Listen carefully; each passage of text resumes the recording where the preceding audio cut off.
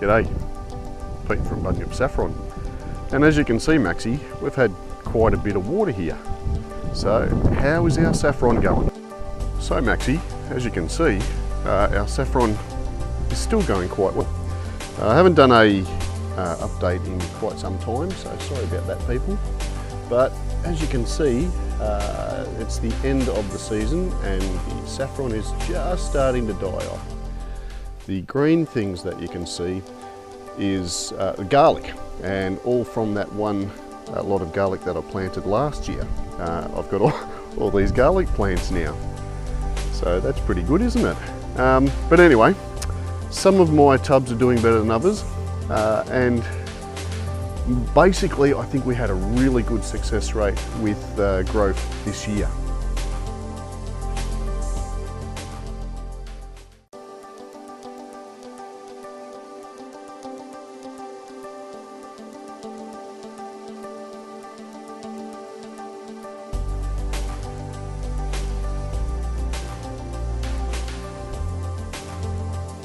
Now, one of the reasons I think we've had quite a good year this year in terms of growth is the fact that I think we've had probably a dozen frosts already over winter, and that's really good for the saffron. The saffron love the frost, and we've had some really healthy growth on all the corms, as you can see here.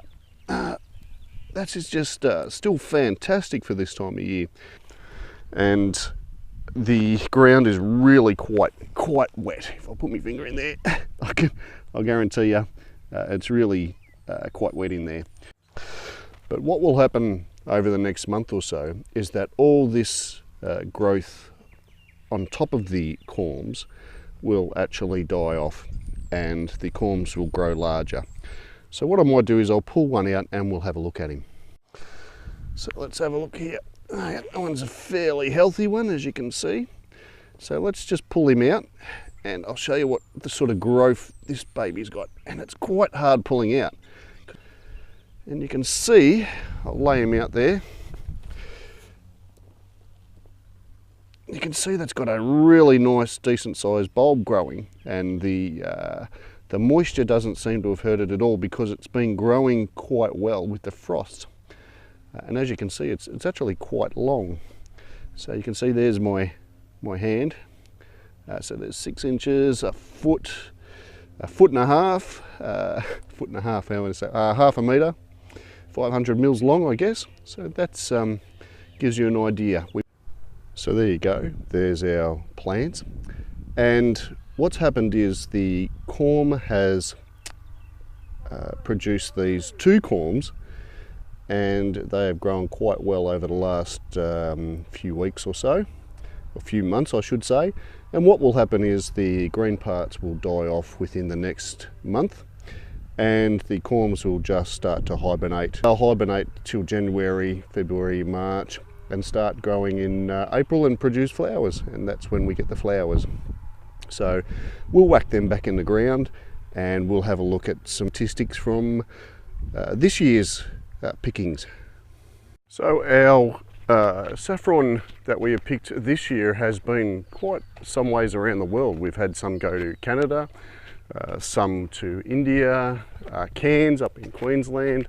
So we're really starting to get some traction. So here is the result of this year's crop, and I think we ended up getting about 3 grams, which is down on the first year. And the reason I understand that happens is because this year has not been a good year for saffron apparently. I think Litsa over in Glen Lyon saffron has had a particularly bad year.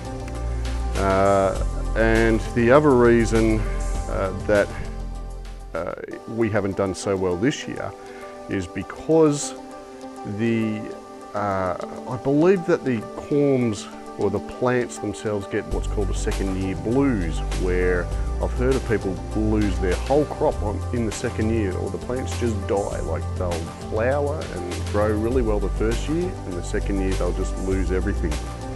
So that's what we've had, 3 grams.